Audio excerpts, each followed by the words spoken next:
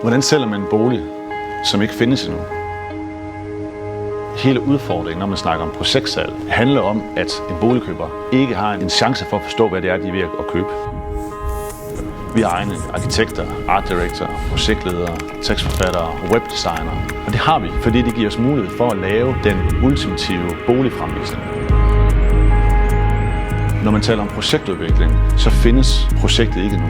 Så derfor har boligkøber en hel masse utrygheder, vi skal afdække. Hvordan ser ens køkken ud? Hvad bygger man på naboejendommen? Hvordan er rummene, fodlifter, døre? Hvilken vej vinder vandet? Er der sol på min altan og terrasse? Det eneste fysiske, de kan gå ud og se på, det er at gå ud og besøge en byggeplads. Så dur det ikke, at vi har malet et maleri af en perle, og de kommer ud på byggepladsen, og så er der motorvej i baghånden. Hver eneste gang, der er en usikkerhed, så er der risiko for, at købsprocessen den bremser. Så derfor så er vi mega detaljeret og mega grundige. Jo mere detaljeret og realistiske vi kan lave vores visualiseringer, jo større tryghed føler kunden. Så giver vi boligkøbere de allerbedste forudsætninger for at træffe en beslutning på et oplyst grundlag. Metoden, vi arbejder efter, det er en eller anden form for blanding af erfaring og så den data, vi indsamler.